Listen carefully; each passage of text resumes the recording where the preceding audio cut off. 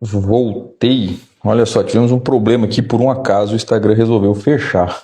Mas enfim, vou fazer um pequeno resumo, porque eu vou deixar isso aqui salvo. Eu estava comentando a respeito de um processo que esses tempos eu comentei e coloquei um pedaço sobre a sustentação oral que eu fiz. E comentei, inclusive, que este processo específico eu já havia feito 11 habeas corpus, 6 embargos de declaração, apelação, contra-razão de apelação, porque é uma operação muito complexa. E, especificamente falando deste processo nesse ponto, eu estava falando no vídeo que o Instagram derrubou, mas fazendo o resumo agora, que existe uma pergunta que normalmente as pessoas de boa fé acreditam ou fazem com uma certa frequência, que gera um problema muito grande do ponto de vista jurídico. Veja, neste referido processo, eu tenho uma comprovação, tenho uma tese ali de uma questão probatória, que a prova foi colhida de maneira errada, não foi armazenada, foi colocada de qualquer jeito, isso não tem cadeia de custódia, tem laudo pericial dizendo que o telefone lá foi adulterado, prova digital foi adulterada, enfim. E aí, com todo esse arcabouço, eu falei, bati muito nesse ponto nas alegações finais. As minhas alegações finais nesse processo, salvo engano, deram entre 140 e 150 páginas. Só o tópico da quebra da cadeia de custódia, da prova material e imaterial, eu me lembro que eu gastei exatamente 32 páginas e guardei o número específico porque na sentença o magistrado menciona isso, né, que a defesa exaustivamente trabalhou esse ponto. Mas qual é a questão aqui? Falei desse ponto, explanei uma série de outras teses. Quando fui para o tribunal, em recurso de apelação, apresentei essa tese novamente, fiz sustentação oral com relação ao que não foi observado, uma série de outras coisas. E aí, o que chama atenção é que, neste ponto, com todo esse acervo probatório, com perícia, laudo pericial, setinha, flecha, uma série de coisas no processo, o tribunal diz que a defesa, invocando um julgado para argumentar a sua razão, né, de que a defesa foi genérica, alegando que houve a quebra da cadeia de custódia. Eu vou ler rapidamente aqui. Como se sabe, não se bastam alegações genéricas no sentido de que houve adulteração dos conteúdos dos aparelhos, sendo necessária a efetiva demonstração da quebra da cadeia de custódia, o que não se verificou na hipótese. Aí depois ele invoca ali. É firme a jurisprudência do STJ no sentido de que não evidencia a existência de adulteração da prova, supressão, alteração da ordem cronológica ou dos diálogos ou interferência de terceiros como espécie, portanto não há que se falar em nulidade ou quebra da cadeia de custódia. No presente caso, a defesa não logrou êxito em demonstrar o prejuízo em razão do alegado vício, tampouco comprovou cabalmente a ocorrência da quebra da cadeia de custódia, tendo a corte local, tribunal de origem de piso, né, assentado que não foram constatados quaisquer indícios ocorridos de adulteração de dados. Assim, não ficou demonstrado efetivo prejuízo, não merece prosperar a tese. Olha só que absurdo. Eu apontei para vocês que só no tópico da quebra da cadeia de custódia nas alegações finais eu gastei 32 laudas, explicando, mostrando, fazendo referência a laudo pericial, tal prova foi adulterada, tal data, tal dia, tal hora, código hash, a ISO, o Código de Processo Penal, o raio que o parta, raios e trovões, a tempestade, a coisa toda. Sustentei novamente isso em apelação e sustentação oral e o tribunal diz que eu fui genérico e que eu não mostrei o prejuízo, né? Então, olha como são as coisas. Isso me leva a duas reflexões. Primeiro, que não tem nada de novo debaixo do sol, ou seja, o Estado, quando ele vai processar no sentido de dar andamento processual, né, ele vai empurrar isso com a barriga. Como sempre, todo mundo sabe, você está mostrando, desenhando, e o Estado não está nem aí, o Estado pega e empurra, porque na dúvida, pau no réu, essa é a regra. E aí, o outro ponto, que é o que é a consequência disso, é que é a pergunta que normalmente as pessoas de boa fé fazem, né, e que gera esse tipo de problema, que é assim, doutor, mas o delegado veio na minha casa, falou que se eu for para a delegacia, se eu falar sozinho ele me ajuda, se eu der a senha do telefone ele me ajuda. Foi exatamente numa situação dessa que pegaram o telefone, inseriram uma determinada prova ali, virou todo esse processo, né, e aí nós demonstramos que houve ali essa prova plantada, essa prova ilícita por diversos aspectos, seja no aspecto formal da violação do artigo, da forma, e da comprovação do prejuízo, da relação entre a violação da forma, o prejuízo da prova, da matéria, da credibilidade, e o prejuízo suportado concretamente pelo réu.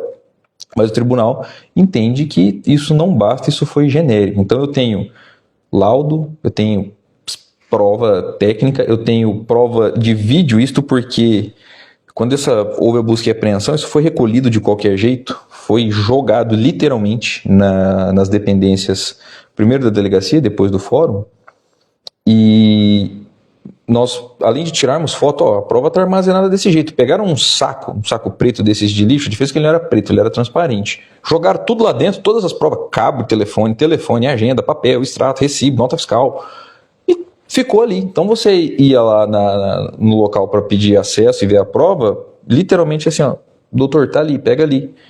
E você manuseava isso como qualquer pessoa que chegasse manuseava aquilo, né? E aí, além da fotografia, eu fiz um registro de vídeo. Fui lá, filmei, ó, isso aqui tá assim, olha o estado disso aqui.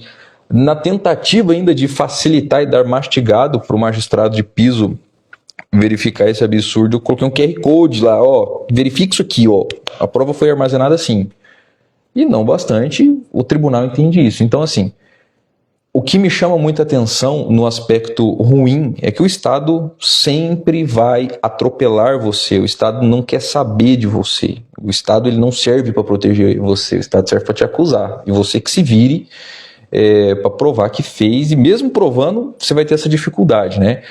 Às vezes, nós advogados temos o bom direito, temos a tese, temos a técnica, temos a demonstração, só que para que chegue o resultado efetivo, estica-se, né, a corda do tempo e você vai lá e faz às vezes o mesmo serviço no sentido de ter que repetir a tese, explicar ela 1, 2, 3, 4, 5, 6 vezes, você vai resolver isso no STJ e olhe lá, né? Então esse é o problema de você confiar num agente público, num agente do Estado, quando ele diz, não, vem aqui, eu vou te ajudar, deixa eu entrar na sua casa, é melhor para você, me dá a senha do teu telefone, colabora. É esse tipo de situação que gera isso aqui, e a problemática para desfazer isso é muito grande.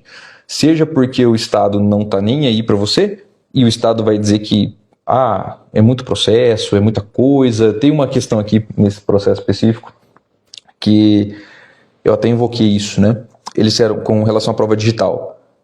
Mas foi autorizada a extração. E como é que foi feita a extração? Um sujeito qualquer lá, inclusive dentro da delegacia de polícia civil, não foi perito, foi ninguém, espetou um cabo no celular, ligou no computador da delegacia, fez um Ctrl-C, Ctrl-V, juntou o relatório. Só que quando eles juntaram isso, eles escreveram que foi utilizado o Cellebrite para isso. E eu falei, tá tudo errado. Primeiro que, para você usar o Cellebrite, existe uma metodologia que o próprio Cellebrite tem por si, né? Então você vai usar o Cellebrite, você vai ter o Physical Analyzer depois, vai gerar um tipo de arquivo específico que o Cellebrite emite, que, salvo engano, é o FDR. E aí eles disseram, foi usado o Cellebrite, tá aqui, Ctrl-C, Ctrl-V. E eu apresentei, falei, não foi usado, porque o protocolo de uso do Cellebrite com o Physical Analyzer é esse. E aí o magistrado simplesmente disse, não, mas não tem problema, né? Ele coloca isso na decisão e fala, a questão é que foi feito por um agente do Estado, o agente do Estado tem fé pública, então tá tudo bem. Isso aqui não é uma perícia. Fala, pera. Então, olha só as dificuldades que são por conta disso, além do absurdo do Estado, né, não respeitar e violar a forma, no sentido do que existe a lei. Então a lei está ali, está dizendo o que é cadeia de custódia, o que não é, o que você pode fazer, o que você não pode fazer. Aí o sujeito não faz nada daquilo, você diz, olha, ele não respeitou isso aqui. Daí o Estado pega e diz assim, não, mas não basta só você violar, eu preciso que você me mostre que a violação dele te causou algum prejuízo. Então a defesa, ou o cidadão, o réu, tem que aguentar a violação da forma. Além de tudo, tem que mostrar que, além do sujeito, do agente público, ter violado a forma, tem que ter um prejuízo para você. Aí, mesmo que você demonstre o prejuízo, o tribunal tem que verificar se esse prejuízo de fato existiu, ou se foi uma mera irregularidade, uma mera questão ali que é possível que se sane. Então, isso tudo isso que eu estou contando aconteceu por quê? Porque o policial pegou e falou, não, vem aqui, eu vou te ajudar, se você me der o telefone é melhor. Esse telefone foi apreendido, foi para a delegacia e virou isso aqui. E isso é muito complexo. Eu acabei de fazer um embargo de declaração nisso aqui, acho que deu ECD, deu 40 e algumas coisas páginas, né? Então esse é um dos 3 protocolos que eu fiz hoje. Um outro protocolo que eu fiz agora há pouco foi numa alegação final de um outro processo. De alegação final, foram 119 páginas, acho que eu coloquei aqui nos stories, né? E aí, a mesma coisa. Eu, enquanto defesa, esmiuçando, destruindo as teses da acusação, mostrando, isso aqui tá errado por isso, tá aqui a prova. E o curioso nessa alegação final é que, além da prova material que eu tenho, a parte que fez a acusação juntou lá 5, 10 testemunhas. As 10 testemunhas disseram, olha, tudo isso que está acusado é mentira, a gente falou porque nós somos coagidos, mas o sujeito não fez isso não. As testemunhas da acusação falaram isso em juízo. E aí, novamente, o que acontece? O Ministério Público vai, a alegação final pede a condenação do réu. É um negócio assim, absurdo, absurdo, absurdo. Aí o Estado se esconde, não, mas é a função do Ministério Público, é a institucionalidade, e aí começa aquela papagaiada toda, né? Então veja, olha o que o Estado faz contra você, né? O Estado faz nada a teu favor, principalmente num processo penal, aqui na dúvida, assim, ó, pau no réu, você que se vire, você que recorra, olha a complexidade que é isso. Então, num primeiro caso, um agente confiou na palavra, e de boa fé aqui, eu não digo que ele fez de má fé, ele confiou num agente público, que não deve fazer. Aconteceu esse processo com essa questão do telefone. No segundo ponto, eu tenho uma acusação, eu desmontei a acusação com prova, inclusive prova pericial, prova técnica. As testemunhas da própria acusação disseram, olha, o réu não fez isso aqui que a vítima está dizendo que ele fez, porque eu estava lá, as testemunhas da acusação. O promotor vai e me pede a condenação do sujeito, né? É um negócio assim absurdo, absurdo, absurdo. E com certeza eu vou ter que recorrer disso ainda inúmeras vezes. Por quê? Porque o Estado, ele faz isso contra você. É por isso que eu sempre falo, silêncio vale ouro no processo penal.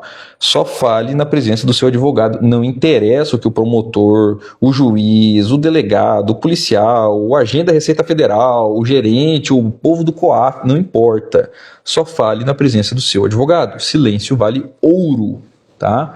E aí, por último, a questão aqui, que é assim, é mais impressionante de tudo aqui, é que você esmiuça, aponta, relaciona, comprova, e o Estado simplesmente, num aspecto geral, né, empurra com a barriga, vai para frente.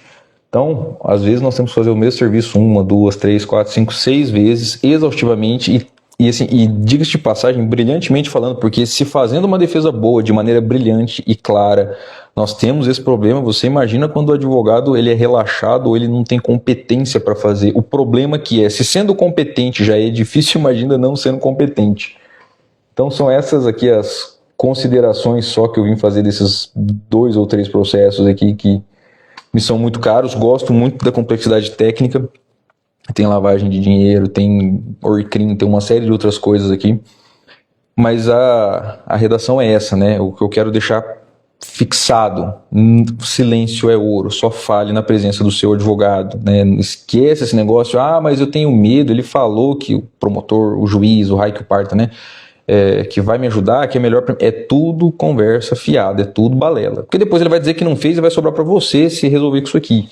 Né? Isso é um processo, então, por mais que ele fale, que você queira isso de boa fé, o mundo jurídico não funciona assim. E aí, claro, eu preciso que você grave e entenda isso. A última linha de defesa entre o Estado, acusador, e você é o seu advogado. Confie no seu advogado, procure o seu advogado, consulte o seu advogado.